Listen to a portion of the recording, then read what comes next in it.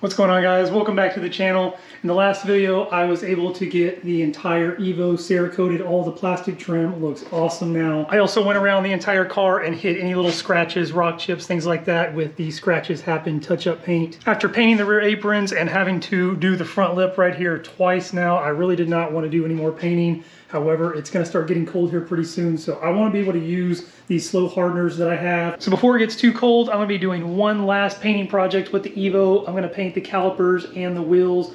I'll be doing the calipers in another video, so for this video, I'm just going to be focusing on getting the wheels prepped up for paint. Stay tuned.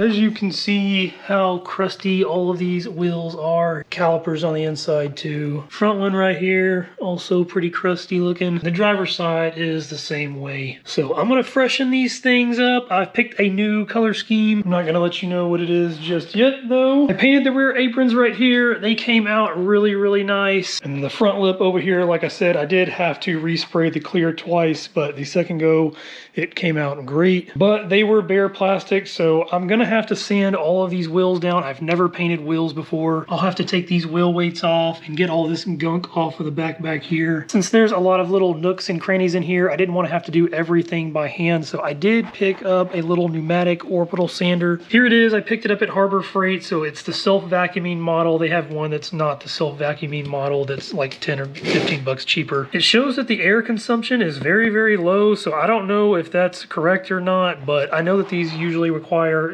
large, tanks to really run for a continuous amount of time. However, since I'm going to be having to hit all the little nooks and crannies and the wheels are not that big, my little compressor over here should work just fine. This thing has really served me well over the years, although I do really want to upgrade to a much bigger one. I don't really want to paint the wheels with the car in here, so I'm just going to focus on doing these two wheels on this side first, and then I'll do the driver's side. I may end up actually having to put the wheels back on there and then drive the car somewhere and then leave it so that I can actually take the wheels off and come back here and paint them. Haven't figured all that out yet. I guess I could just cover the car, but I really don't want to take that chance. So again, for now, I'm just going to pull the two passenger side wheels off over here, get the wheel weights taken off, and then I will get all the gunk cleaned out and then get these things really, really cleaned up good. And then I will hopefully get to bust out the sander over there and get started on these as well.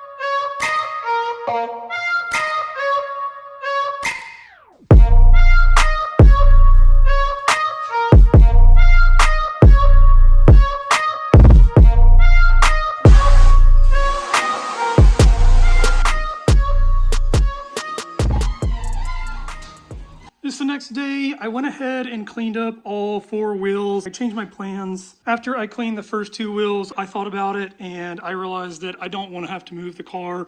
It's going to be such a hassle to take this thing somewhere and then have to bring the wheels back and then paint them here, have to go back, put them on the car. Not to mention, I want to try to do everything all at once. I don't want to do two wheels and then do the other two. I want to do them all at once. But all four wheels are cleaned up on the back sides now. So I cleaned the first two by myself, and then I got some help from my little guy on the second second to. You can actually see all of the badging in here now. Now that everything's cleaned up, I'm going to get started on the sanding. Did do a little bit of research last night, and I went back up to Harbor Freight this morning and I exchanged the sander that I got for a different one. It's not too big of a difference, and for somebody that's actually using a small compressor like mine, the other one would probably work better. It works at a lower CFM. From what I researched, it's not as powerful. Like I said, I do plan on upgrading my compressor here pretty soon, so I went ahead and went back up there and got the 4 CFM one. Then I picked up some 600 grit sanding discs to go with it. I'm gonna open this thing up, get it all connected, and then see what she'll do.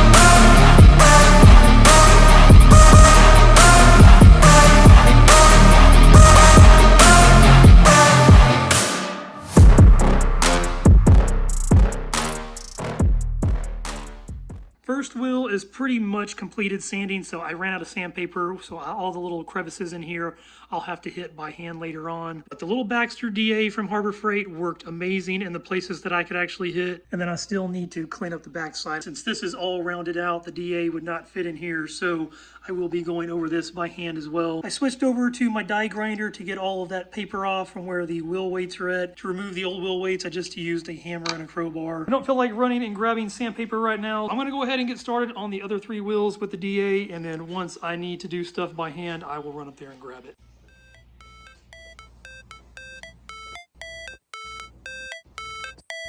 How it's supposed to feel.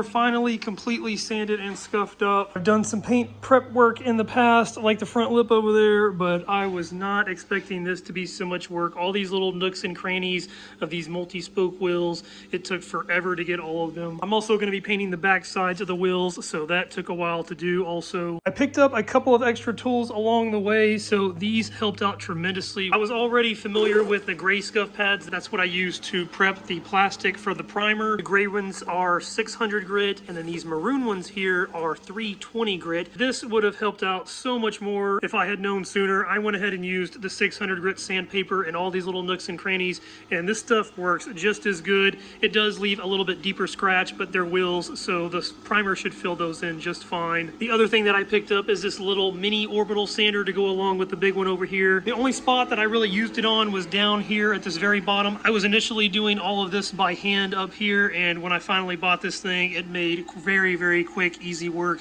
of this bottom half. So just a couple of things I learned along the way. I've probably got 12 to 14 hours total into sanding everything on all four wheels. Had I picked these things up sooner, I probably could have knocked 3 to 4 hours off. Now that they are all prepped up, I'm gonna go ahead and get them washed off and cleaned off one more time with the pressure washer really good with some soap and water, and then I will start getting them all taped up for paint.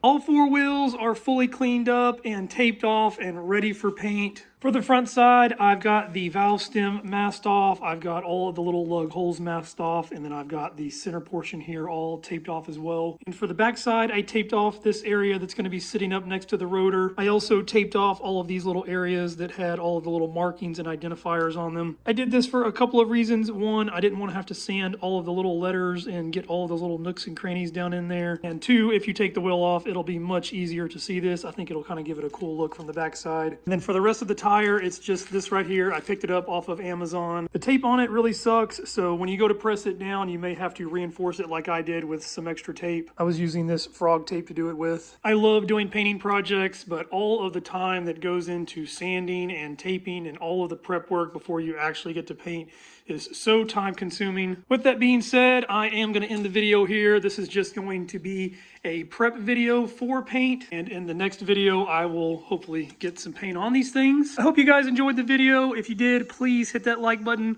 If you want to see more going on with the Evo, if you want to see me lay some paint down on the wheels, please hit that subscribe button, and I will catch you guys next time.